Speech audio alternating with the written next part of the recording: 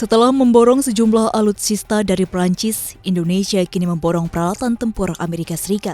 Departemen Luar Negeri Amerika Serikat menyetujui potensi penjualan 36 jet tempur F-15. Nilainya penjualan itu diyakini mencapai 14 miliar dolar Amerika atau sekitar 200 triliun rupiah. Jenis F-15 yang akan dibeli adalah jenis F-15EX. Jet tempur ini adalah buatan Boeing yang diklaim lebih modern karena memiliki sistem peperangan elektronik. Tak hanya jet, penjualan juga termasuk peralatan militer lainnya. Di antaranya sejumlah mesin F-110 atau F-100, radar komputer digital, hingga Joint Helmet Mounted Queuing System. Dalam sebuah pernyataan, penjualan diusulkan untuk meningkatkan keamanan mitra regional penting guna stabilitas dan kemajuan ekonomi di kawasan Asia Pasifik. Meskipun tidak disebutkan apakah ini terkait dengan kekhawatiran Amerika atas ekspansi Cina di kawasan Asia Pasifik.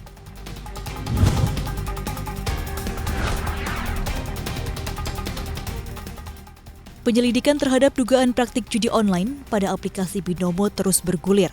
Pihak kepolisian akhirnya memastikan Binomo termasuk golongan judi online. Platform itu bahkan menjanjikan keuntungan hingga 85%. Direktur Tindak Pidana Khusus Bareskrim Polri, Brigjen Pol Wisnu Hermawan menyatakan, tindak pidana judi online ini menyeret nama Indra Kents dan kawan-kawan. Indra Kents sudah mempromosikan aplikasi tersebut sejak 2020. Wisnu mengatakan saat ini masih dalam penyelidikan kasus, dan kemungkinan minggu depan kasus akan meningkat ke penyidikan. Sampai dengan saat ini sudah ada 8 korban yang diperiksa polisi. Dari pemeriksaan itu, total kerugian para korban mencapai 3,8 miliar rupiah.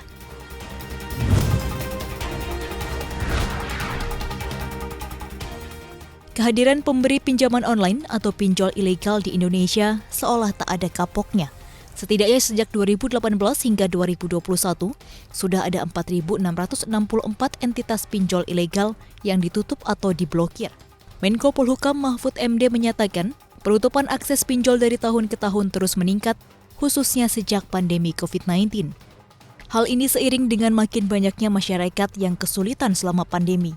Otoritas Jasa Keuangan juga menyebut, pertumbuhan pinjol ilegal begitu masif.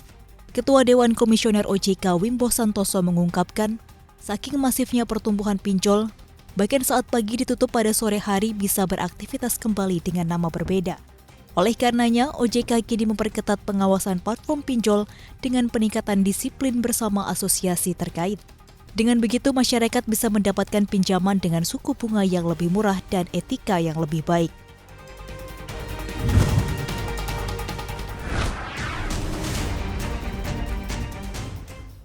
Lembaga Pemerikat Global Moody's Investor Service mempertahankan peringkat utang Indonesia di level Baa2 dengan outlook stabil. Afirmasi ini didukung oleh ketahanan ekonomi Indonesia, di antaranya mulai dari efektivitas kebijakan moneter dan makroekonomi yang terjaga, khususnya di tengah tantangan tren kenaikan suku bunga global. Moody's memperkirakan ekonomi Indonesia akan kembali ke tren sebelum pandemi pada 2023, di mana ekonomi akan tumbuh lebih stabil.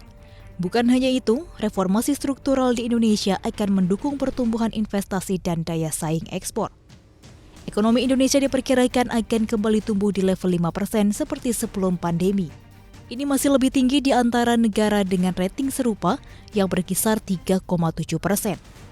Meski demikian, Moody's mengingatkan kekuatan fiskal Indonesia relatif lemah.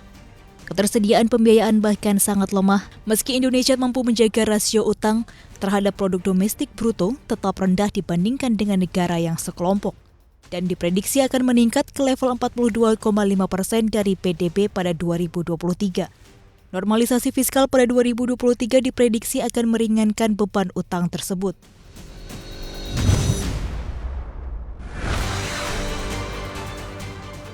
Pemulihan ekonomi Amerika Serikat yang terlampau cepat membuat indeks harga konsumen kembali terkerek naik. Bahkan tingkat inflasi pada Januari 2022 melonjak hingga 7,5%. Dengan realisasi tersebut, inflasi Januari 2022 menjadi yang tertinggi dalam 40 tahun terakhir atau sejak 1982, mengalahkan inflasi Desember 2021 di level 7%. Bila tanpa melibatkan penghitungan inflasi harga gas dan biaya makanan, indeks harga konsumen meningkat 6%, di mana inflasi inti naik pada level tercepat sejak Agustus 1982. Sinyal kenaikan inflasi ini pun semakin memantapkan ekspektasi pasar terhadap langkah The Federal Reserve. Bahkan diproyeksikan, suku bunga acuan dikerek naik sebesar 50 basis poin pada rapat bulan Maret ini. Berdasarkan penangkat FitWatch milik CME Group, pasar kini melihat probabilitas sebesar 96,7% bahwa The Fed akan menaikkan suku bunga 50 hingga 75 basis poin bulan depan dan probabilitas kenaikan 25 basis poin hanya 3,3%.